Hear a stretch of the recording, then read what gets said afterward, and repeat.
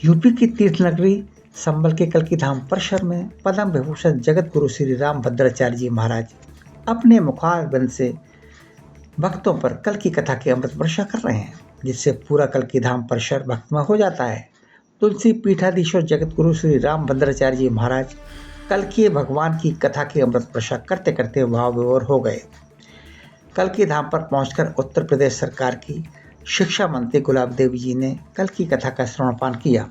कल की धाम परिसर में हो रही कल की कथा का श्रवणपान करने के लिए कई प्रदेश व अलग अलग जनपदों से भक्त पधार रहे हैं और कल की कथा का श्रवणपान भक्त कर अपने जीवन को धन बना रहे हैं।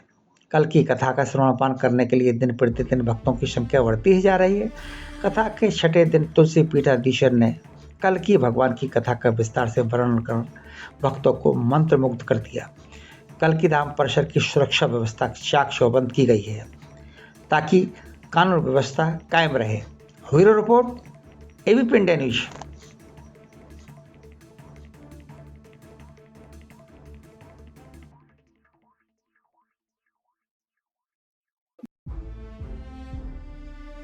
देखिए, हम यहाँ संभल जिले के कल्की धाम में हैं और भगवान कल्की जी यहाँ अवतरित होंगे, ऐसी कल्पना संकल्प हम सबका है। पुराण में लिखा है, संतों की वाणी में वाक्य आया है। और जहाँ इधर पवित्र भूमि पर भगवान राम के दर्शन हुए हैं, अवतरित हुए हैं, भगवान कृष्ण अवतरित हुए हैं, भगवान शिव उनका अवतरण हुआ है, भगवान विष्णु का अवतरण हुआ है, तो ये भारत की पवित्र भूमि है जिसमें कल्की भगवान का भी अवतरण होना है, ऐसा पुराणों में चर्चा उसकी है।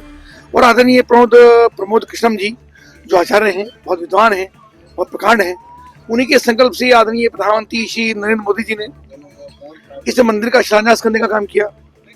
और अभी पूज्य रामभद्राचार्य जी जो बहुत ही विद्वान और प्रकांड हैं, पीठाधीश्वर है, तुलसी पीठाधीश्वर हैं, अनेक भाषाओं जिनको ज्ञान है, अनेक शास्त्र जिन्होंने लिखे हैं, उनकी श्रीमद कथा कल की कथा यहाँ पे चल रही है, तो निश्चित रूप से कल की भगवान के यहाँ दर्शन होगा, उनका अवतरण होगा।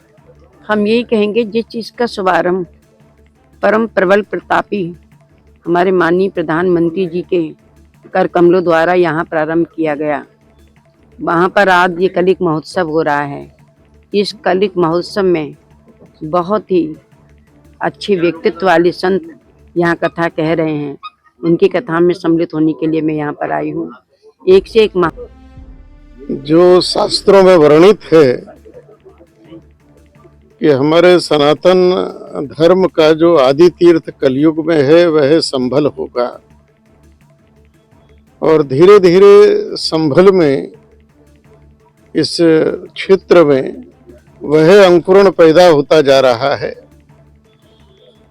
और मेरे को तो लगता है कि जिस प्रकार से भक्त भगवान को पुकार रहे हैं, हमारे संतों में बहुत ही शीर्षस्थ और बड़े पूज्य हमारे आदरणीय रामभद्राचार्य जी जगत गुरु रामानंदाचार्य कल्की भगवान की कथा कर रहे हैं, और प्रमोद कृष्णम जी का जो उत्साह देखने को मिल रहा है, तो ऐसा लगता है कि समय से पहले ही भगवान आने को तैयार बैठे हैं और समय से पहले ही कहीं ना कहीं कल्की अवतार भगवान का अवतार यहाँ होने वाला है।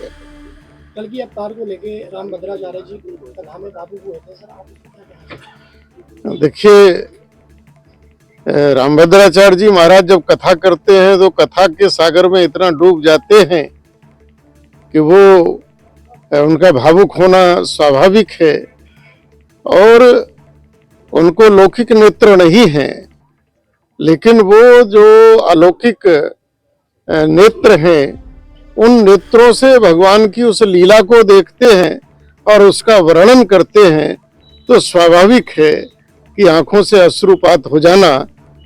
तो ये उनकी साधना की गहराई का ही अर्थ है कि वो इतने भावुक हो जाते हैं। और मैंने तो कई बार राम कथा में देखा है कि वो बच्चों की तरह बोलने लगते हैं। तो केवल भगवान श्री कल्की का अवतार कहाँ होगा, कब होगा, इसके सारे बादलों को जगत गुरु रामभद्राचार्य जी ने छाट दिया है।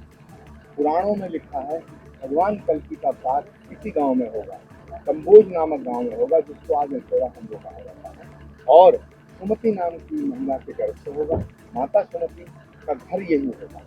उनके जो पिता विष्णु यश होंगे वो संभल के होंगे, और जब भगवान कल की अवतार लेना जब उनका अवतार होगा तो माता सुमति अपने पीहर में होंगे। ये जगत गुरु रामभद्राचार्य जी ने बहुत बड़ी उद्बोधन है, और आज स्वयं उन्होंने अपने श्रीमुख से, व्यासपीठ से स्वयं सार्वजनिक रूप से, मुझे नहीं लगता कि उन्होंने जीवन में कभी ऐसा किसी कथा में कहा हो, अपने व्यक्तिगत